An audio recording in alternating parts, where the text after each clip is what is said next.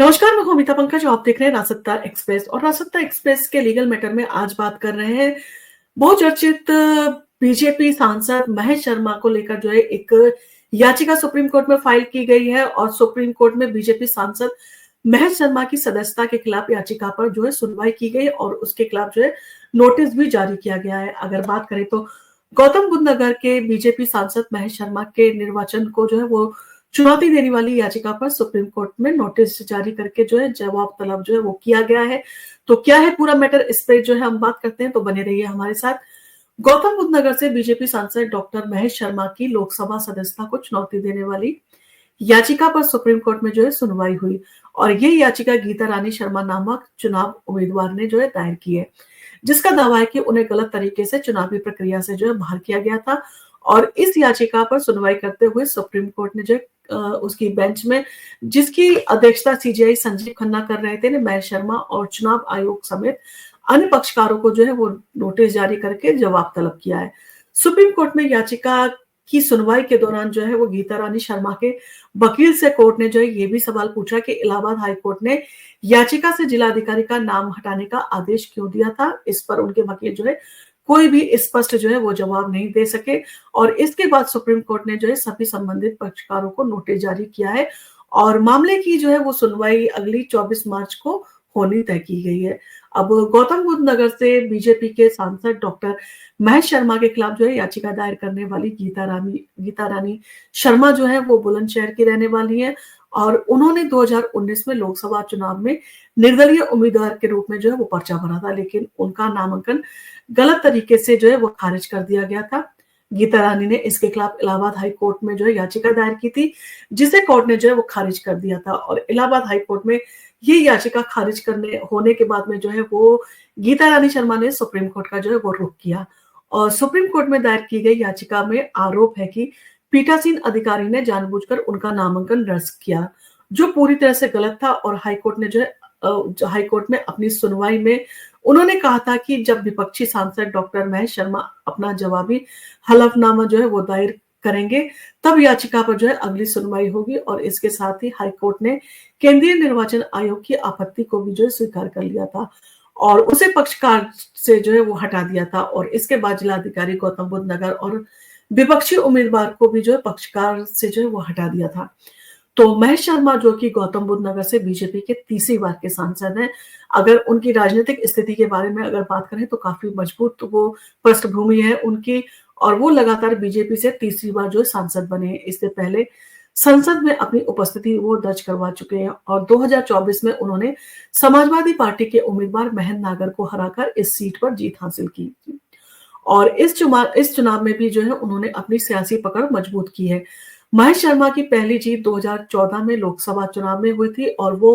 केंद्र सरकार में मंत्री भी रह चुके हैं और गौतम बुद्ध नगर सीट की सियासत का जो है लंबा इतिहास रहा है। ये सीट 2008 में जो है अस्तित्व में आई थी और इसके अंतर्गत नोएडा, खुर्जा, दादरी, जेवर और सिकंदराबाद की विधानसभा सीटें जो है वो आती हैं और महेश शर्मा को जो है इस सीट पर गहरा उनका जो है प्रभाव कहा जा सकता है और उन्होंने अपनी राजनीतिक यात्रा में कई महत्वपूर्ण जो है मुकाम हासिल किए हैं। और गीता रानी के अगर राजनीतिक सफर के बारे में बात करें तो गीता रानी शर्मा ने राजनीति में कदम रखने से पहले पुलिस की जो है नौकरी छोड़ी थी और वो 2022 में उत्तर प्रदेश विधानसभा चुनाव में भी उम्मीदवार थी, लेकिन उन्हें वहां भी जो है सफलता नहीं मिली थी। उनका कहना था कि समाज सेवा के लिए राजनीति में आई हैं और इसके लिए उन्होंने अपनी सुरक्षित सरकारी नौकरी छोड़ दी। हालांकि उनका ये कदम उनके लिए आसान नहीं रहा, चुनावों में उन्हें लगातार हार का सामना करना पड़ा। अब गीता रानी ने जो है महेश शर्मा की सदस्यता को चुनौती देते हुए सुप्रीम कोर्ट में जो है वो अपनी याचिका दायर की है और ये देखना होगा कि कोर्ट इस मामले में क्या फैसला सुनाता है और सुप्रीम कोर्ट ने जो है इस मामले को लेकर काफी गंभीरता दिखाई है और सभी पक्षकारों से जवाब तलब किया है। आगामी 24 मार्च के बाद जो है इस मामले पर अगली सुनवाई होगी।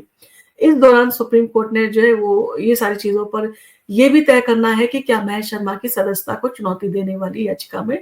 कोई कानूनी पहलू है भी या नहीं है और जो सांसद की सदस्यता को प्रभावित कर सकता है। तो कोर्ट में ये सुनवाई जो है भारतीय राजनीति के एक महत्वपूर्ण मोड़ जो है हो सकता है,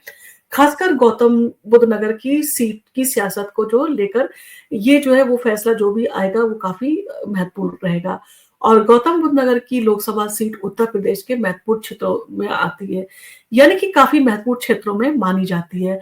और यहाँ की राजनीति भी जो है राज्य के अन्य राज्यों की तरह ही काफ़ी गतिशील रही है। और इस सीट पर चुनावी हलचल के बावजूद महेश शर्मा लगातार अपनी राजनीतिक पकड़ को बनाए हुए हैं और महेश शर्मा लगातार अपनी राजनीतिक पकड़ बनाते हुए जो है लगातार